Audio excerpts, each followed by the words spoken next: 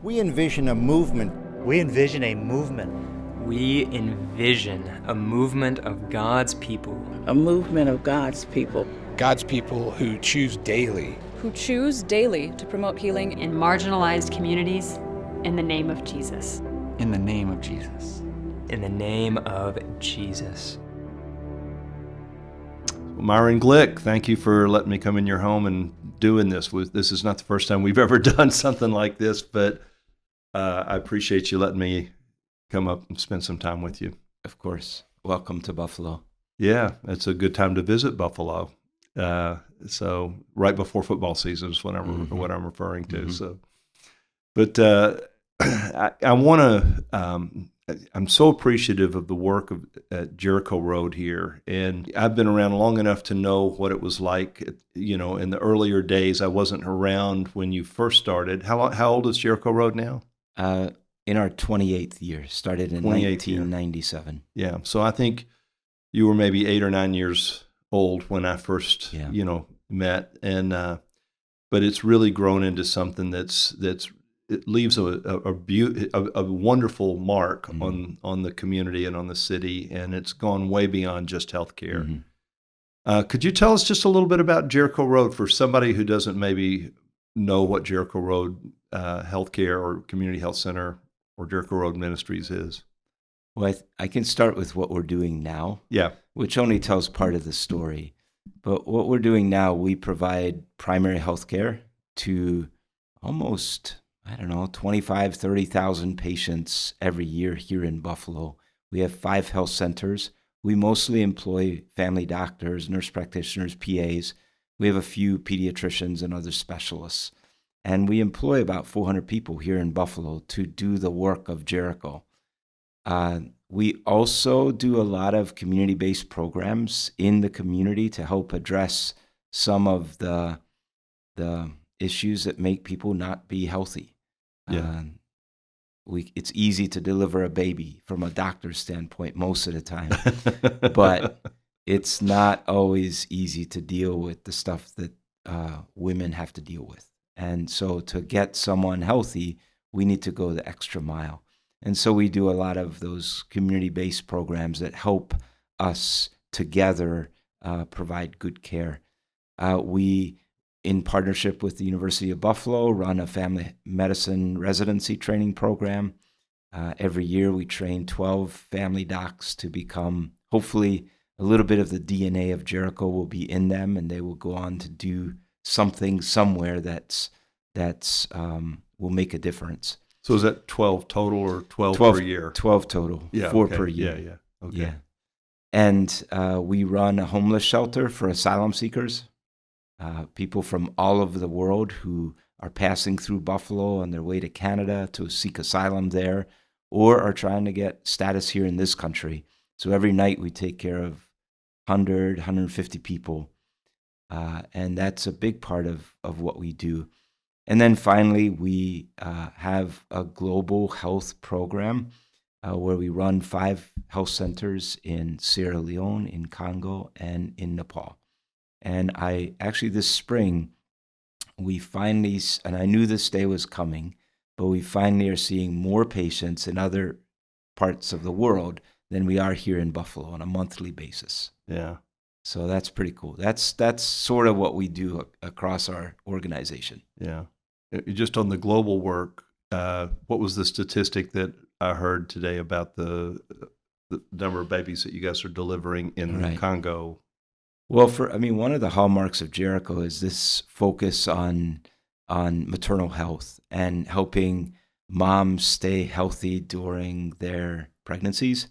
And last year we delivered about 2,500 babies across our system, but about 2,000 of those were in other countries, and most of them were in Congo. We're now delivering some months over 200 babies a month in Goma. So, and that makes y'all one of the largest labor and delivery sources in that country. Well, in the city of Goma, which is about 2 million people, they tell us that we're the 4th largest hospital. Okay. Now, Steve, though, I would pause. I'm not sure if that's a good thing. Yeah. What that tells you is about the brokenness of that healthcare system. Right. That we have a decent, we employ 100 people, 5 doctors, but we shouldn't be the 4th largest hospital in a city of 2 million people, and yet we are. Yeah. And so that tells you the brokenness in Congo, in a war zone, in a place like Goma. And it's so amazing, and God's been so faithful to us that we have a chance to do that. Yeah. And talk just for a minute about the city of Buffalo and just the makeup of the city, and just why the need is what it is. I tell people that the people of Buffalo know oppression well. We, at one time, this was a Seneca Nation reservation. That reservation was forced out because of policies of President Andrew Jackson in 1835. And then a succession of mostly white European settlers came through Buffalo, and every time, first it was Germans, then it was Italians, then it was Polish, and every new wave of immigrants were oppressed and had to sort of fight their way to be respectable here in Buffalo. And then in the 1950s, 40s, there was this, migration of African Americans fleeing the South and Jim Crow and coming to the North. And many of those folks came to Buffalo as refugees. And now, in the most, really in Jericho's time, last 30 years, we are seeing an amazing influx of refugees, asylum seekers, immigrants from war-torn places all over the world. And so Buffalo is 300,000 people, very diverse, and Jericho Road is the epicenter of that diversity. Yeah, and that started really around 9/11. A little before that, but it really picked up around 9/11. To a certain extent, yes. I tell you, when we started Jericho, we really thought we were going to be serving a primarily poor Italian, African-American community that didn't have health insurance. And I had grown up in another country and was kind of thinking, man, I wanted to be a missionary doctor, but felt called to come to, stay in Buffalo. And when we started, we didn't see this refugee wave, coming. And so, Somali people, former Yugoslavian Republic, Serbians, Croatians, Bosnians, Burmese started to come. Just incredible wave after wave after wave of refugees who have found their way to Buffalo and made Buffalo their home. Yeah. And how many different nationalities and how many different languages are represented in your patient profile?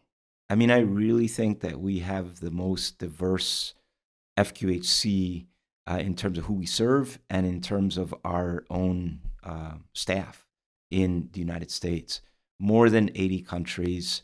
To give you a sense, we employ about 35 to 40 full-time interpreters, and we're covering probably 20 different languages on a daily basis. Yeah. Our Spanish is our 7th most common language. So, we're talking Arabic, Karen, Burmese, Swahili, French, Nepali, just amazing diversity. Yeah. Yep. And it's a Christian clinic. Yes. So I grew up, my parents were Amish. When they got married, they transferred to a more conservative Mennonite church, became missionaries in Belize. When I was 3, we moved there, moved back when I was 14. And I grew up in the church, grew up in a very closed Christian community. Long story short, but as I was going through medical school and then residency, I think the thing that came back to me again and again was, what would Jesus do if he was a doctor? If he was faced with the kind of brokenness that I was seeing as a medical student here in Buffalo, as I was seeing as a family medicine resident in Lancaster, Pennsylvania. Surely my faith had to make a difference. Surely I couldn't turn an eye away from the suffering, and I had to figure out a way to make my faith relevant. Otherwise, what's the point? And so really, Jericho was founded on this crazy idea: if Jesus was a doctor today, he would design something like Jericho. So when you were a resident, you saw how patients were treated, and that was sort of the motivation for you, or was no? there... I think it was a lot deeper than that, Steve. I would go back to growing up as an Amish Mennonite kid. Everything that you did was defined by your faith. Mm-hmm. What clothes you wore, what occupation, where you went to school, who you married. Being a follower of Jesus in the Amish Mennonite community, it affected every aspect of your life and your job too. So I think it was a sense that it's not about going to church on Sunday as much as it is about how you live your life. Then I grew up in Central America and saw the need. My dad wasn't a pastor. I mean, he was a pastor. He wasn't a doctor, but we had the only vehicle on our side of the river in a remote village. And so sometimes he'd be called on to go and take people to the hospital, snake bites. One time I even was along with him when a baby delivered in the van. Oh, wow. And so that was an influence. Like, I saw the need and I wanted to be a doctor, which was kind of crazy because Amish Mennonite folks didn't go to college usually and didn't become doctors in that era. And then I think it was when Joyce and I eventually found our way to Buffalo for medical school and sought out a Mennonite church on the west side of Buffalo, much different than our Amish Mennonite conservative background. This church was actually in the community trying to make a difference. And it was that influence that, so I think, closed the deal for me, that realized that my faith should inform my actions. I knew that, but here's a community that needed a doctor. And here's a church that was willing to walk alongside and be with us during that time. And so I think that what I saw in medical school and residency informed what I needed to do, but it didn't inform why I needed to do it, if that makes sense. Yeah. I've always had the sense that if you're going to follow Jesus, your profession should matter. And medical school showed me so clearly that the poor were not treated the same way as people with insurance, people with money. Black and brown folks weren't treated as well as white folks. There was so much injustice. So yeah, Jesus would be where that injustice is, and that's why Jericho Road started. And when you guys started, did you start as a private practice or as a... We did. I mean, in residency, I, with a couple other residents, wrote up this manifesto of what I thought this should look like, what we thought this should look like. Ended up that we couldn't agree on where we were going to do this, and we had this real pull to come back to Buffalo because of the church that we had been a part of during medical school. Felt that call. Came back, and originally had signed a contract to work with the University of Buffalo. Yeah. And start a practice. And within a month of coming up here, I realized, no, none of the promises were being kept. And so I asked to get out of the contract and took a year to figure out how we were going to do it. The church that we were a part of gave us 1,500 square feet of space in the front of a beat-up old building. Snow was coming in the windows. I mean, it was hot during the summer and crazy. And we fixed it up. We got a bank loan, fixed it up ourselves, and got started. I had hoped to maybe get be a non-for-profit, but that wasn't an option in New York State. And honestly, there were no churches or organizations that were really... M&T Bank was the only place that was willing to take a chance on Joyce and I to start Jericho. Wow. And they gave us a loan for $100,000, and that's how we started it. And the first 16 years, we were a private practice that really grew a lot, but it was hard to sustain it long term and meet the overwhelming need we were seeing. Yeah, and so you made the decision to go nonprofit and that was well, not an easy. I mean, it kind of made it in stages. About 3 years in, we started a second organization called Jericho Road Ministries that was a non-for-profit. And through that, people could donate to Jericho. We could write a few grants, nothing too major, and take care of the non-medical needs of our patients. And so for 10 years or so, we had the private practice that Joyce and I owned, and the non-for-profit Jericho Road Ministries that did the non-medical stuff, and practice did the medical care. But then we went to CCHF conferences. We knew about FQHCs, the Compassion Capital grants. I was pretty stubborn. I thought we should be a private practice. But I realized I couldn't get partners. And I didn't know what would happen if, God forbid, something happened to Joyce and I, because we were doing everything, really, in terms of leading it.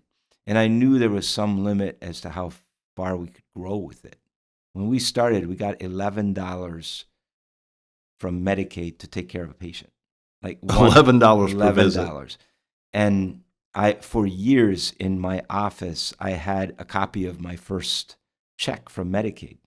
Have you heard this story? No. What do you think the first check was? Like a couple months in.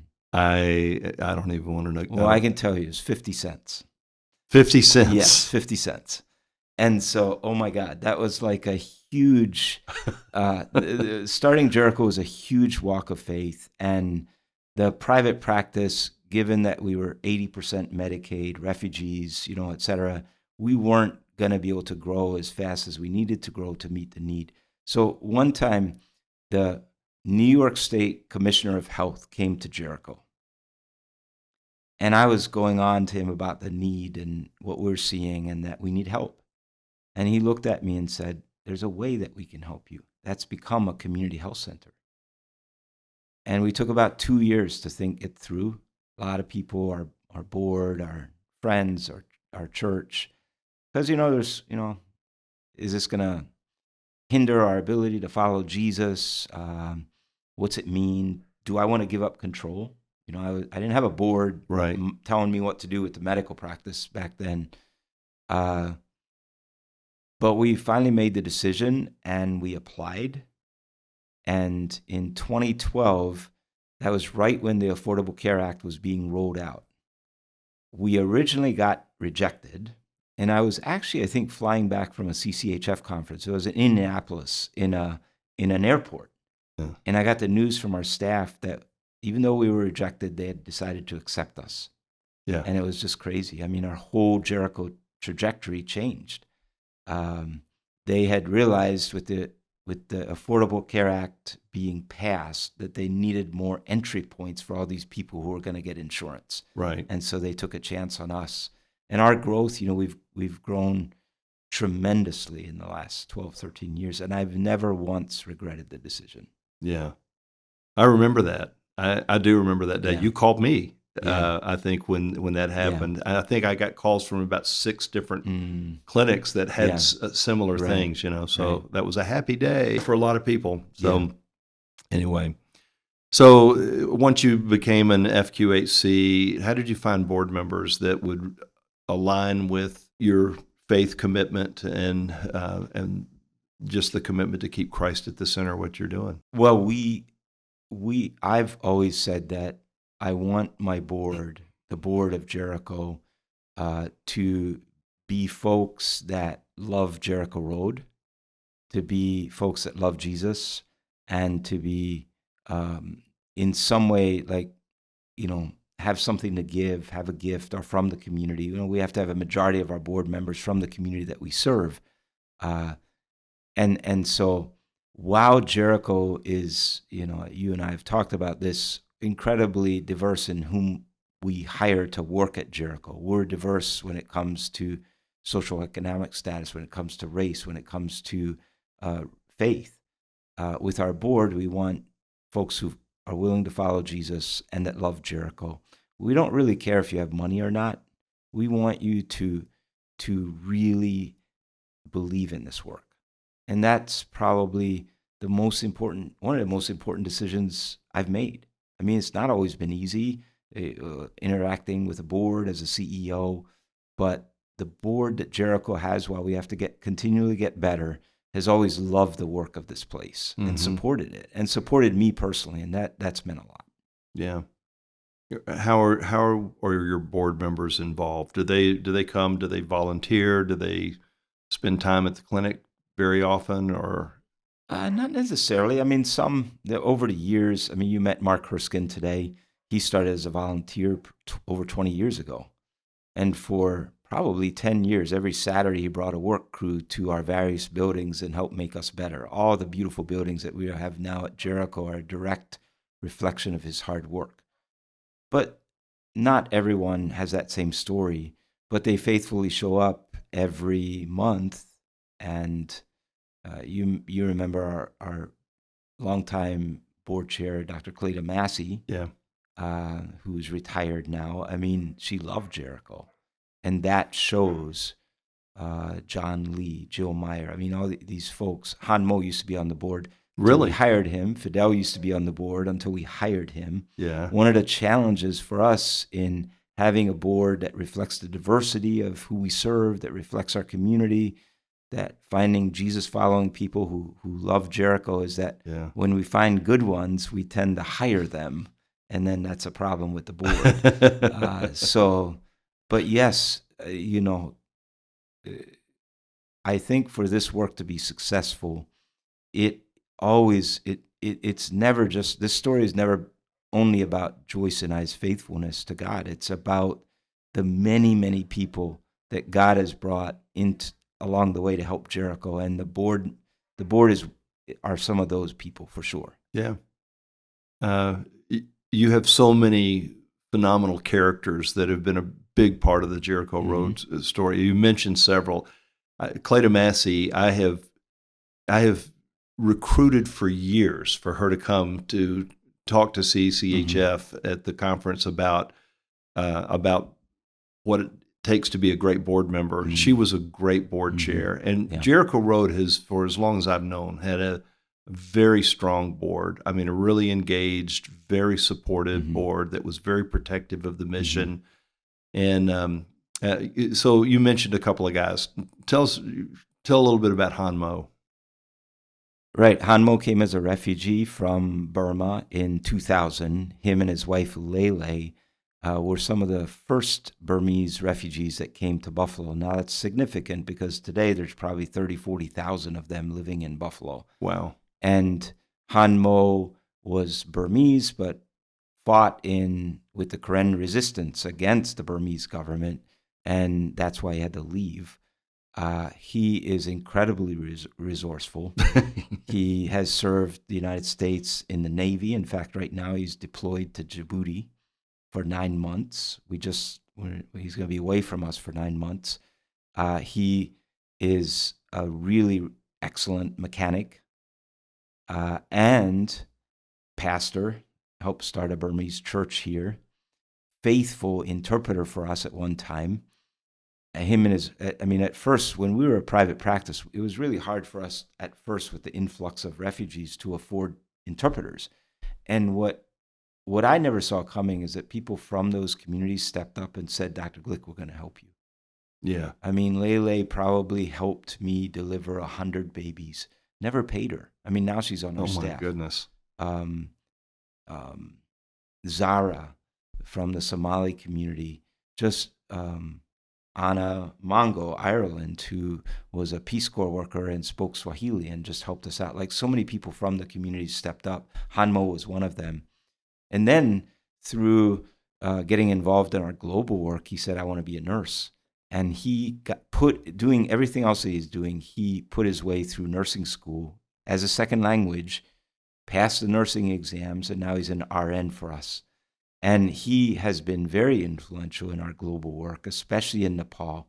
And I don't know if you know this, but him and Fidel did an exploratory trip to Burma in January, this winter. Know.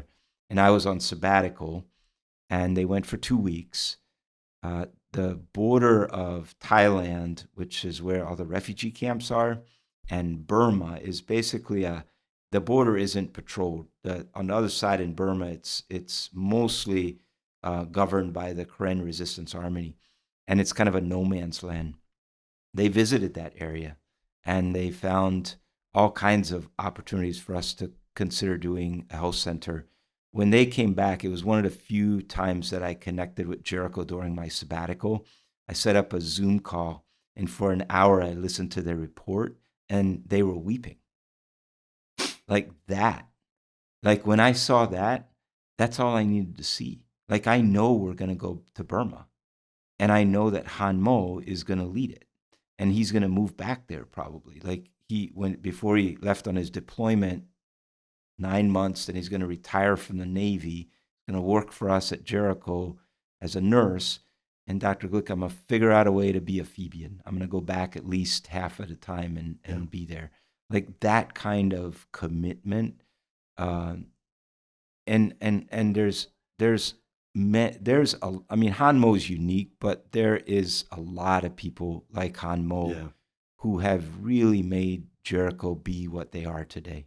No question. Yeah, I got to go to Nepal with Han Mo. Yeah.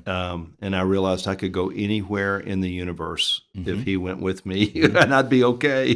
That guy's the most resourceful, amazing guy, and loves Jesus, man. He loves Jesus. But and you also saw our work in Sierra Leone and Phoebean. I mean, I wanted to. You mentioned Phoebean, and a lot of people wouldn't know who that is. Tell a little bit about just a quick, summary on Phoebean. Phoebean grew up in Sierra Leone. She and her husband and their 3 little children had to flee the Civil War in 1999, ended up as refugees in Buffalo in 2001, came to Jericho. They were strong believers. We got involved, friends, and then she started working for Jericho as a nurse. In 2009, she came to me weeping and said, I'm going to go back to Sierra Leone to start a health center because she had just lost an uncle from a stroke. And so many of her family were dying in her village because they weren't getting access to health care. She said, will you help us? I said, well, Phoebean, if you lead it, we will go with you. And that was like, I probably made a few good decisions over the years, and that was one of the best. Yeah. And so it took us 4 years to go back and forth. And in 2013, she moved over there. 2015, the clinic opened. Next, in February, some of us are going over to celebrate 10 years. And Phoebean has sacrificially lived there most of that time. Like she's given a big chunk of her life. She had a comfortable life here in Buffalo. Yeah. And a good salary. And she's living in Sierra Leone, leading our 3 health centers there. Her ability, her willingness to do that gave us the courage to do to expand the global work. Yeah. And talk about the timing of when you opened the clinic in Sierra Leone. It was the Ebola crisis. Yeah. Yeah, she moved over in 2013, and then in the spring of 2014 is when Ebola, the first case was known, and then it was just a huge crisis. I ended up in the fall of 2014. Phoebean had decided to stay, while most expats in Sierra Leone were fleeing. She decided to stay. And so I went over and spent a couple weeks with her. And then we opened the health center while Ebola was still going, pretty strong in January of 2015. And I think it's her faithfulness in that decision to stay instead of to run, to take risk and show the people of her community that we were legit, and gave her favor all the way up to the president of Sierra Leone, and was a huge early decision that really helped us become successful. Yeah, and now there's 3 sites? We have 3 health centers, yeah. In Sierra Leone? In Sierra Leone. Yeah, right. Is when I went there with you 2 or 3 years ago, she took us to this big field, this big piece of land that you guys had acquired, and it was a farm, and they were growing. Yeah, they were growing crops to feed the patients at the little hospital there. Yeah, and when we were there, do you remember they were planting 3,000 or 4,000 cocoa trees? Yeah, and we asked her, why are you growing cocoa trees? Yeah. You can't eat that, and she said, well, we can grow enough to just subsistence feed our people. But if I grow cocoa, I can sell it to the Europeans, and I can get I can bring money from Europe into the work that we're doing here. And then there was this whole section back in the back, and she said, and that's where we're putting the nursing school. Yeah. Is that? We don't have a nursing school yet. I mean, I've always thought that the ability to see what is impossible, and to have the faith to, with God's help, to actually make the impossible become possible is something that Phoebian has in abundance. Yeah. So I think there will be a nursing school someday. It just hasn't happened yet. I love these stories, and I know these people. I've had a chance to actually travel with these people, but tell us a little bit about Fidel. Yeah, so Fidel came as an immigrant from Congo in 2011. He was a successful attorney in Congo and actually worked for the government, but it was an oppressive system, and he decided to flee, brought his family here.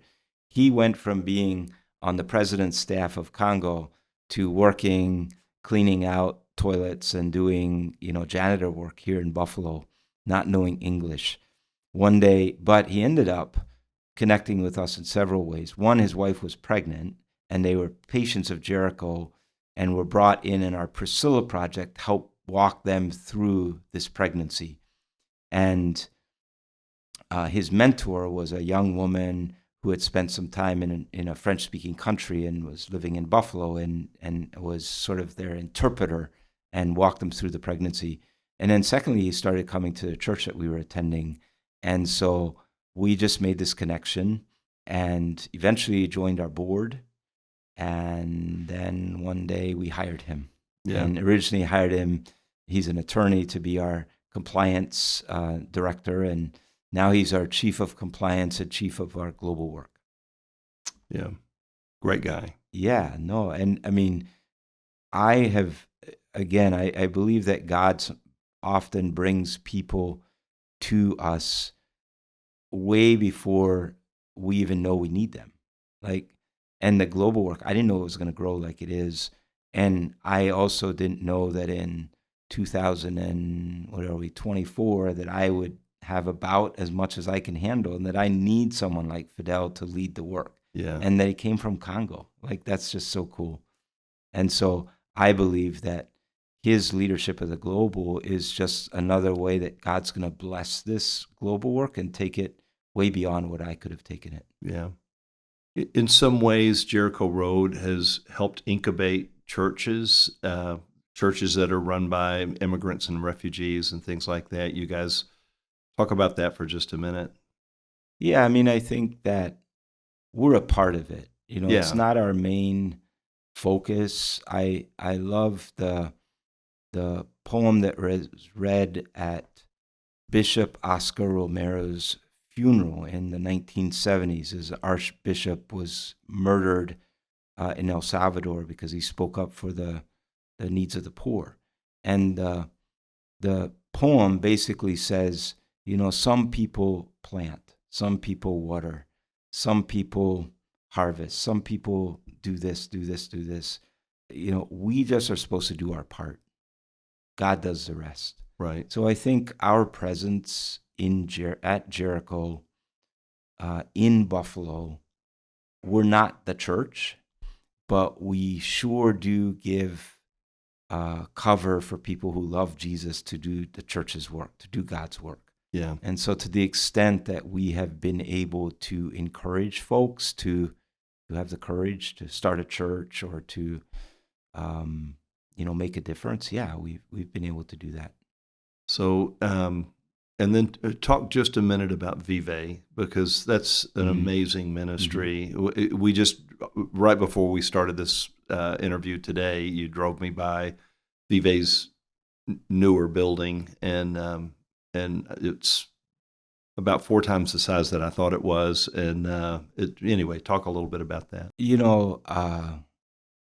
First of all, we believe that all of us were created in God's image, and that God doesn't see us through the lens of what country we were born what language we speak. God sees us through the lens of, that we were created by God and that we're supposed, his heart is for us to have a relationship with him. And so, the ability for us to stand in the gap for folks who are fleeing war-torn areas and coming through Buffalo on their way to Canada to seek asylum there, or coming to Buffalo hoping to get asylum here, that's a really, really important part of our work. And these folks, most of the folks that we take care of at Vive have come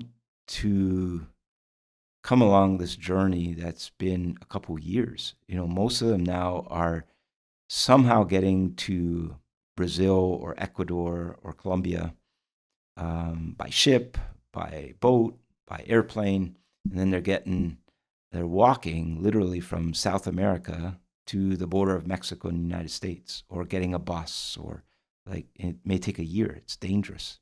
I have patients who lost several children as they were crossing a river because the water swept them away and they died.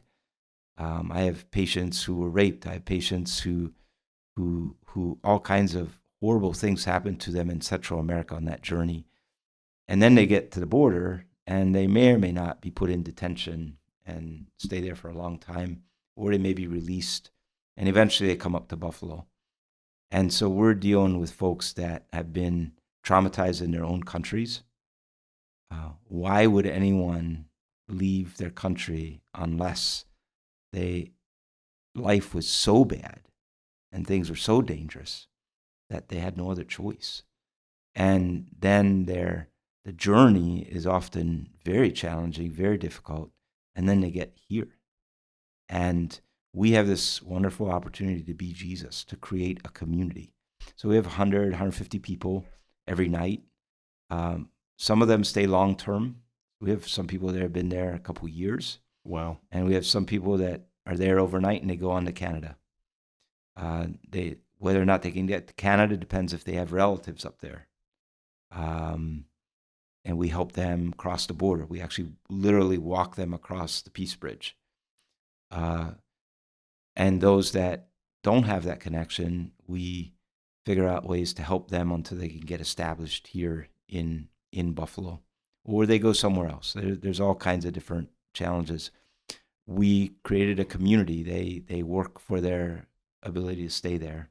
And so what you saw tonight was the result of several years of generosity by a lot of people to create this much safer, beautiful shelter for folks.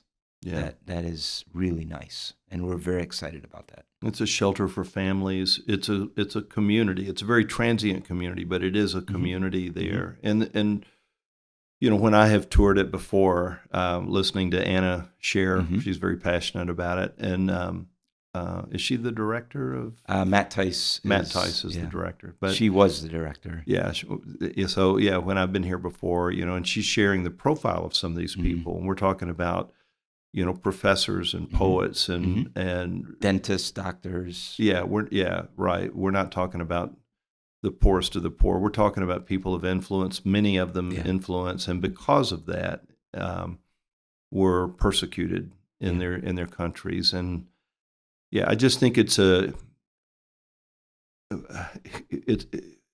population in our country that people are blind to, for the most part, that most Americans, I think, are blind to, and seeing it is a pretty gut-wrenching and impressive thing.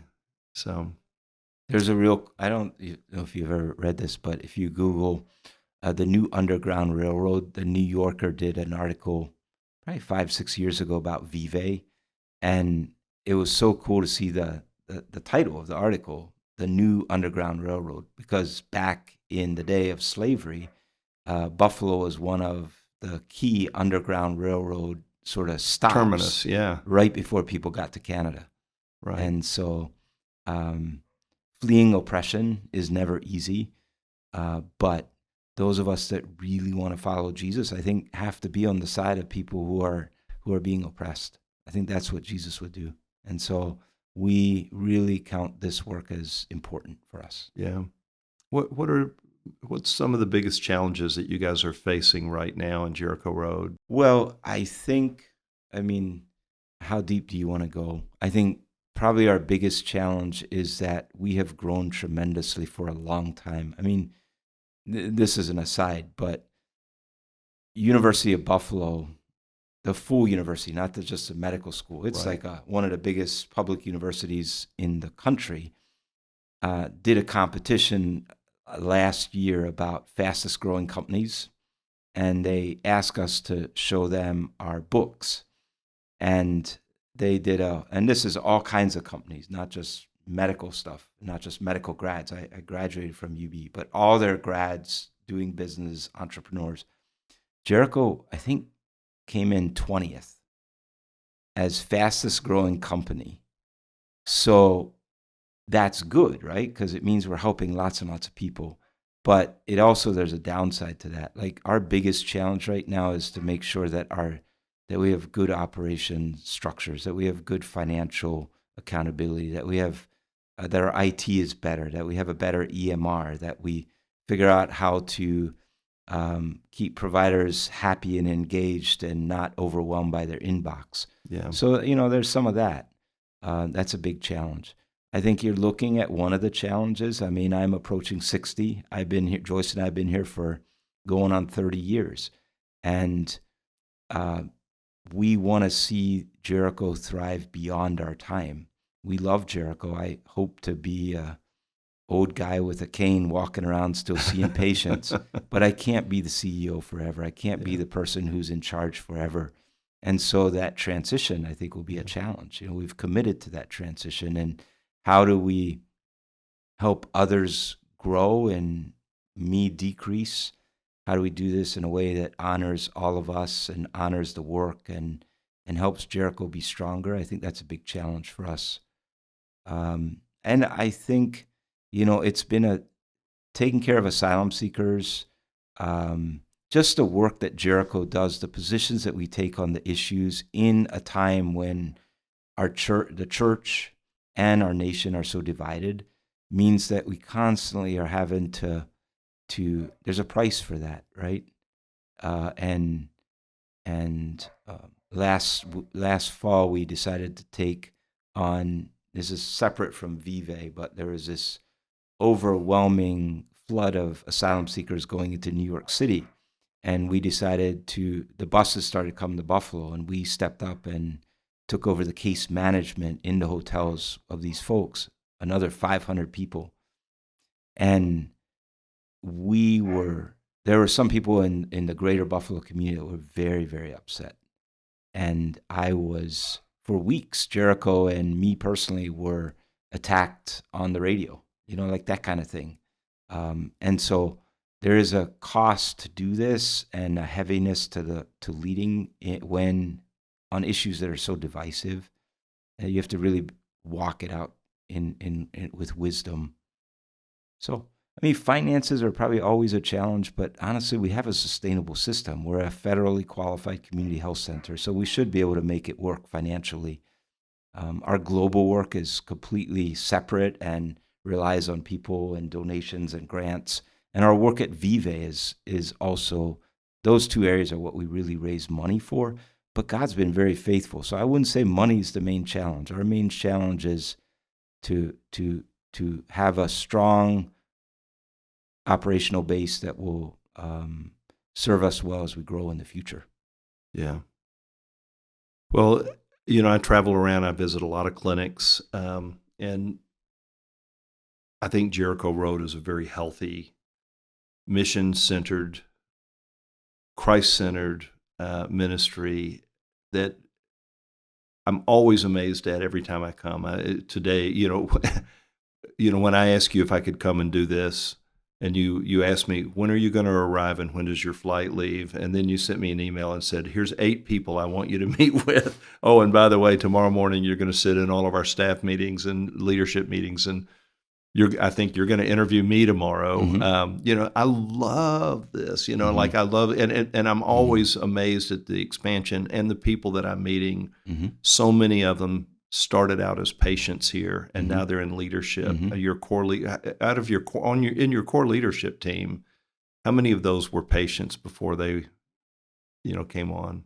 Well, either patients or people we hired at much different role than they are now. Yeah. I was going to do that tomorrow morning. I'll have people introduce themselves, and I'm going to say, when did you first come to Jericho?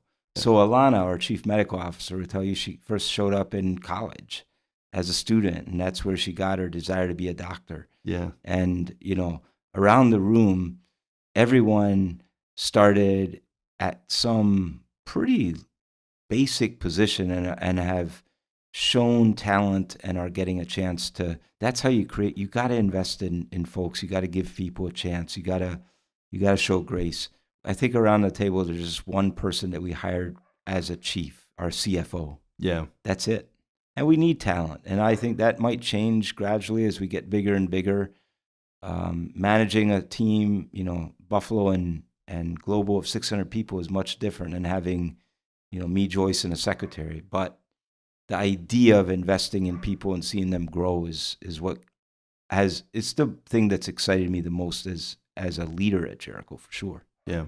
Well, you've done a great job, and I kind of want to wrap this up. But is there anything else you want to add? Well, I mean, Steve, I don't know if you want to go there, but I always think that if people don't understand the sort of some of the stuff we went through at the beginning of Jericho, they don't really understand me or, I think part of the reason Jericho is what it is today. Joyce and I were part of this Mennonite church on the west side of Buffalo, Bob and Polly Tice, Right. Matt's parents, when we were in medical school here. And then we went away for residency. And then through the influence of the church, they pulled us back to Buffalo to start Jericho. We bought a house with the Tices, lived upstairs. They lived downstairs. I didn't know that. And we lived together for 9 years, just around the corner from Barton Street. And our initial 1,500 square feet that we renovated was in the Barton building. And that's where the church was. The church had bought that property like 2 years before for $50,000. It was just an empty building. So, and the church was excited. We had bought a house. Everything's good. And a year and a half later, the church split. And a year and a half later, I made some bad mistakes. And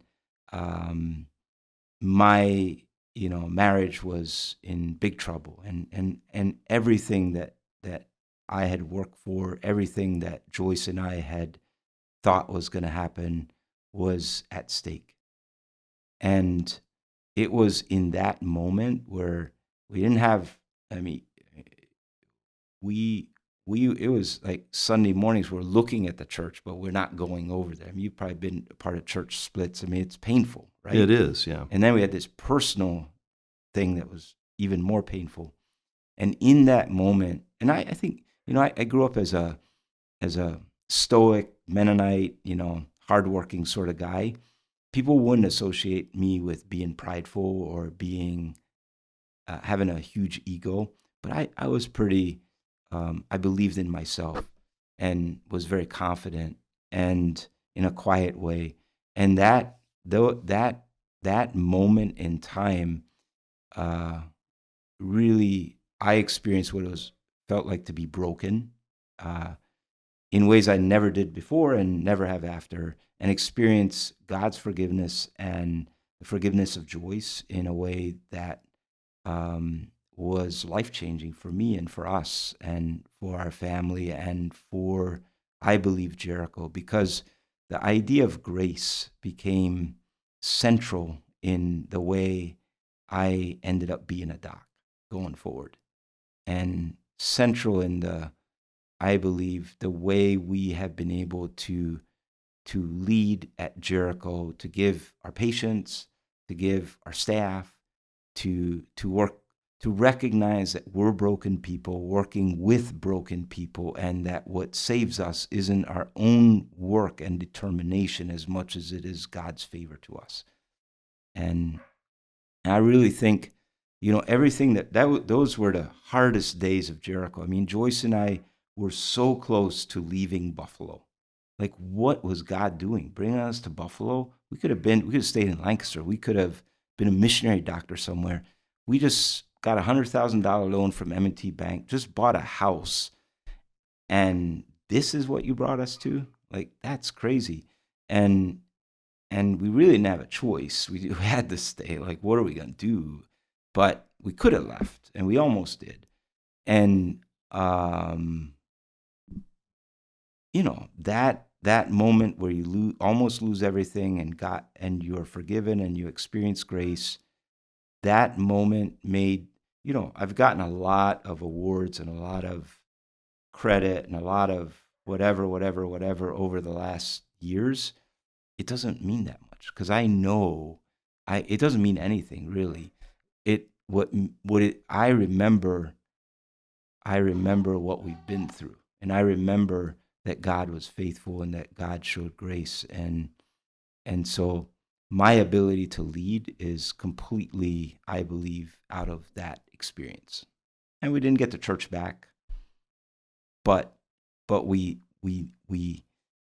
ended up knowing who we were, Joyce and I, and we ended up coming through a really dark time and seeing God be faithful, and so the rest has been like just being along for the ride in a way, So anyway.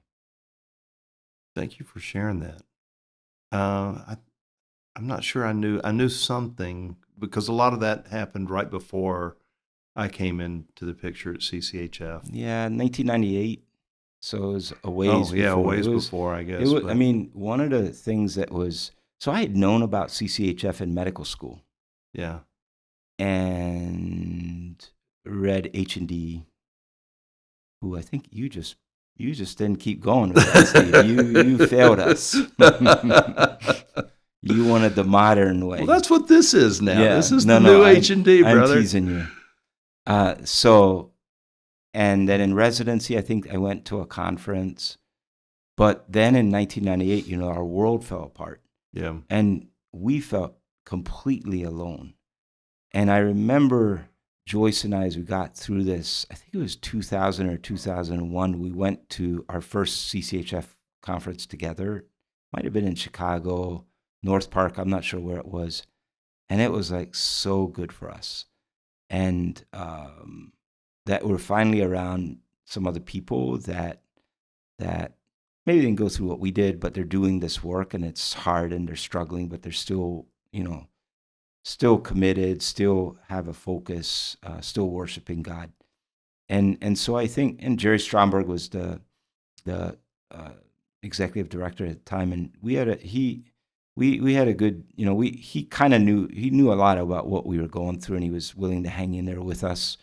And so I think part of our ability to build Jericho definitely depended or was helped by this community of people outside of Buffalo who we could see were not perfect people either, but were willing to keep struggling and do the work.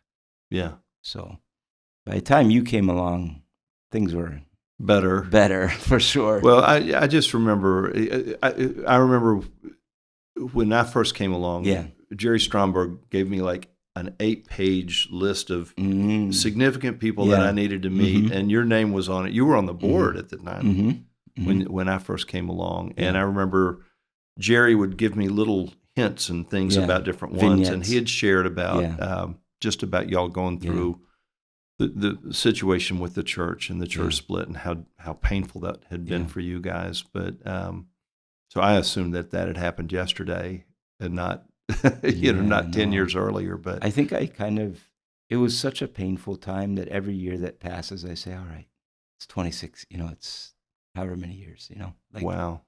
But you were saying at dinner tonight about how to be an effective leader, it really helps to understand yourself when things are tough. right? When you go through some really hard times, that, as hard as it is, those periods of time, if you learn from it, they build the character that you need to be a leader.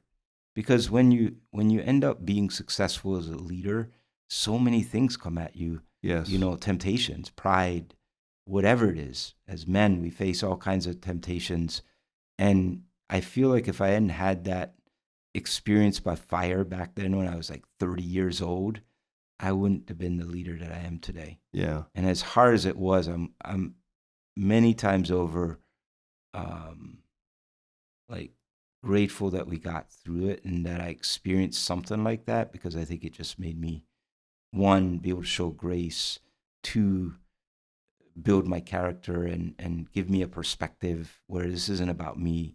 This is about God. God's been faithful. That's why we're successful. It's not because I've been some amazing person. Yeah. So. Yeah. Spiritual authority ideally comes through character. Mm-hmm. And character is a product of trouble that produces patience and that produces character, and so, yeah, I think that was. I mean, you could say, that leaders need to be skillful and talented and all that stuff. And they need to walk with a limp too. Yeah, and I suppose there's something there. I'm not saying I don't have any talent, et cetera, but that's not what gets you through. The getting you through is how do you deal with the really tough times and not give up? How do you deal with the really tough times and learn what you got to learn? How do you fail and keep going? Yeah. That builds the character, I think. Yeah. Man, I am so blessed to have been able to work with you for these years and to have you on the board more than once, but more than that, just for our friendship. I value that a lot, and I'm grateful. I learned some things tonight, and I think this will be helpful for others too. So thanks so much. Steve, I mean, I appreciate you, and you are often the person I will call if something really bad happens. And I think, you and CCHF have been a big part of our ability to be successful here in Buffalo. And so I thank you for that. Yeah.